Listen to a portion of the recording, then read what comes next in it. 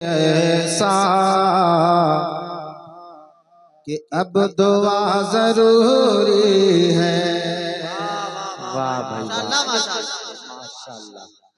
कि जब तुम्हें लगे ऐसा कि अब दुआ जरूरी है। बेशक माशाल्लाह। कि जब तुम्हें लगे ऐसा कि अब दुआ जरूरी है, तो दुआ में आका का अरे वास्ता जरूरी है। माशाल्लाह, बहुत बहुत सुभान अल्लाह। बड़ी तेजी से मेरे पास मैं शेर पहुंचाता हूँ कि जिसको चाहिए जन्नत अरे कान खोल कर सुन ले। सुभान अल्लाह। कि जिसको चाहिए जन्नत अरे कान खोल कर सुन ले। मसलक रजा वाला अरे रास्ता जरूर। बेशक सुभान अल्लाह, सुभान अल्लाह, माशाल्लाह। मसलक रजा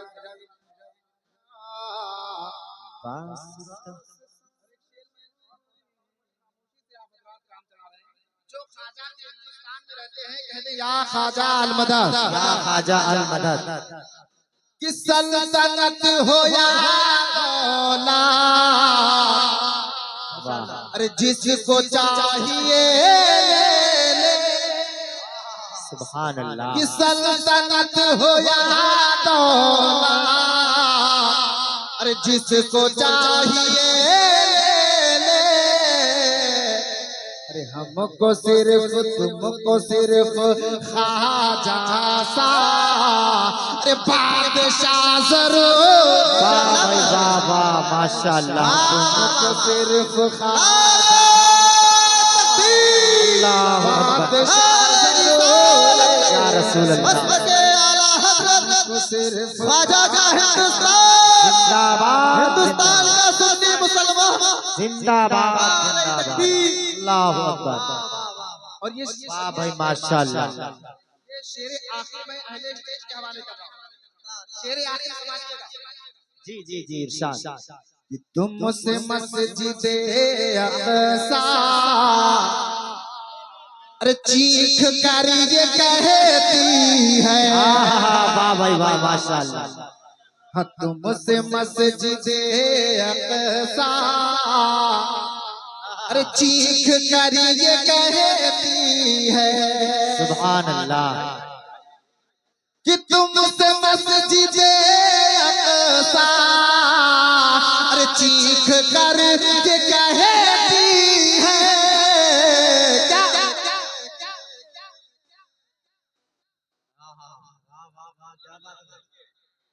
आप समझ रहे शेर भूल गए, आपको ताज़ा कर रहे हैं।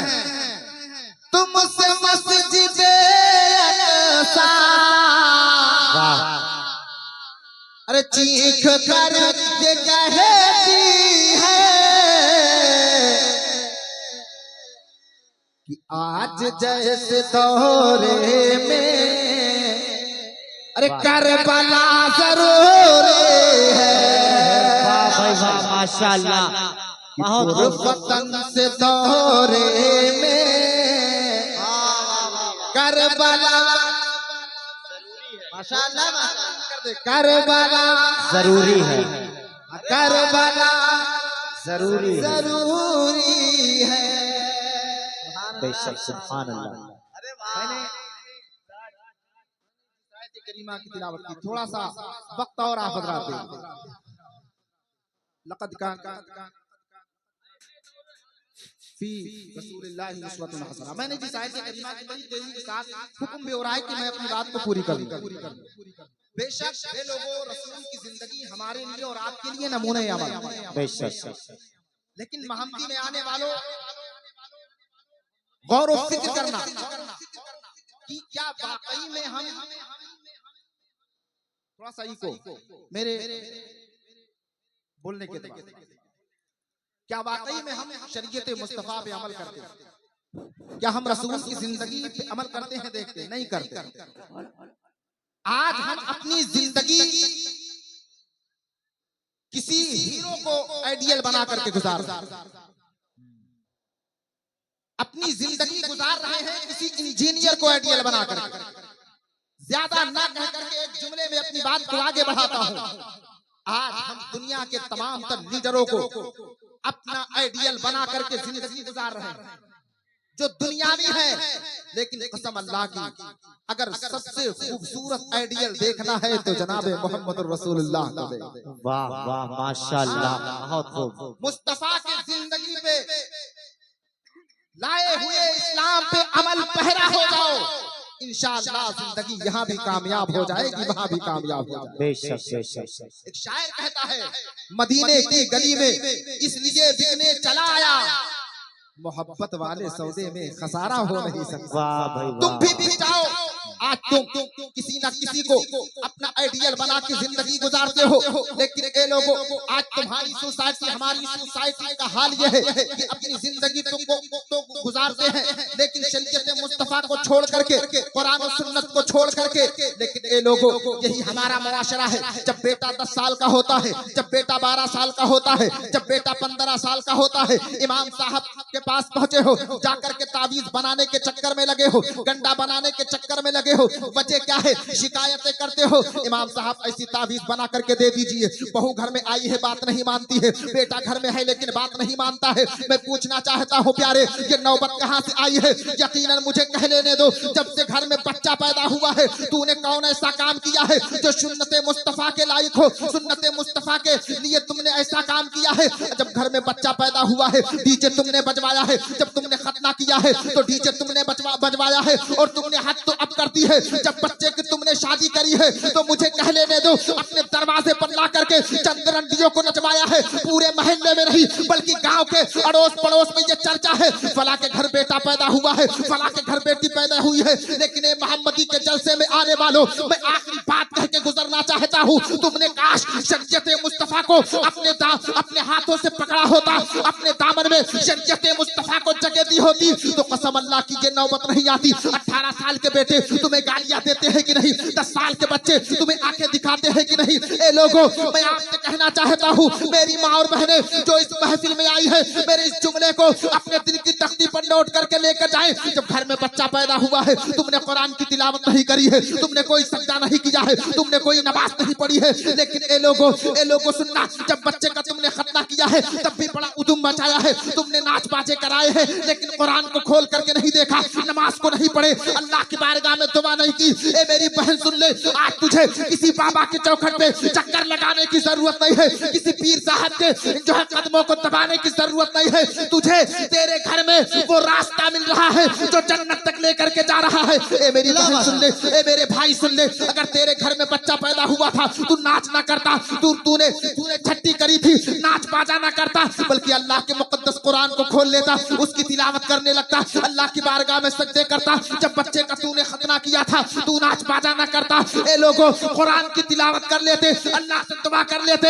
ए लोगों, और आगे बढ़ो, जब तुमने अपने बच्चे की शादी करी है, अब उसमें तुमने डीजे बजवाया है, ला करके न जाने कितने खुराफात किए हैं। मैं पूछना चाहता हूँ, ए मेरी बहन, जब बच्चे की तूने शादी करी है और जब बहू घर में आई है, ये बाबा के चक्कर तू लगा रही है, इमाम साहब का दामन तू पकड़ के कह रही है, इमाम साहब ऐसी तावीज बना करके दो जो बहू बात मानने लगी। ए मेरी बहन सुन, जब बच्चा पैदा हुआ है, नाच तूने किया है, जब खतना किया है, नाच तूने किया है, जब बच्चे की शादी करी है तो डीजे तूने बजवाया है, डांस तूने करवाया है। अब बेटा बात नहीं मानता तो बता तू चक्कर काट रही है मज़ारों की। ए मेरी बहन, अगर तेरे घर में बच्चा पैदा हुआ था, तुझे तो अल्लाह का शुक्र अदा करना चाहिए था। अल्लाह पैदा हुआ था, अल्लाह का एहसान मानना चाहिए था। लेकिन ए मेरी बहन सुन, काश तेरी जिंदगी का अमल ये होता, जब घर में बच्चा पैदा हुआ था, तूने कुरान की तिलावत की होती, बच्चे को शरीयत मुस्तफा के मुताबिक चलाया होता, बच्चे को कुरान सिखाया होता, बच्चे को दीन बताया होता, नबी का दीन सिखाया होता। ए मेरी बहन सुन,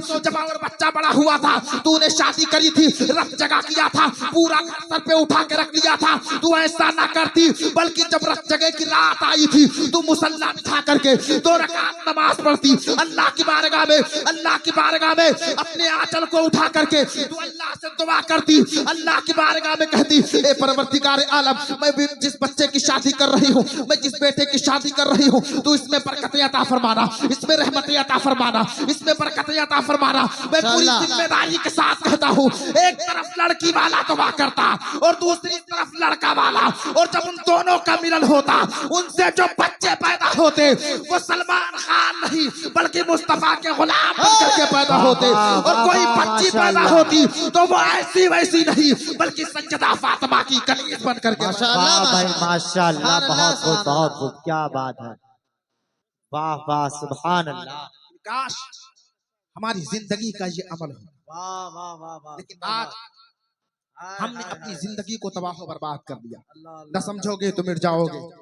ऐ हिंदी मुसलमानों, तुम्हारी दास्तां तक भी न होगी दास्तानों में। बेशक सुभान अल्लाह। पास वक्त बहुत कम है और उलमा इकराम की फहरिस्त बड़ी लंबी है, सबको आप हजरात को सुनना है।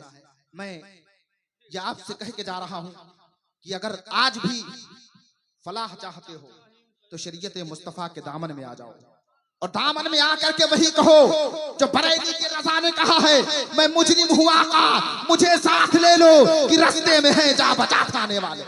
इंशाअल्लाह तुम्हारी जिंदगी यहाँ भी कामयाब होगी और वहां भी कामयाब होती हुई नजर आएगी। मैं अल्लाह की बारगाह में दुआ करता हूँ, परवरदिगार आलम हम सबों को अमल खैर की तौफीक अता फरमाए। हमारे बोलने में, आपके सुनने में अगर कोई गलती हो गई हो तो परवरदिगार अपने हबीब के सत्ते में माफ अता फरमाए।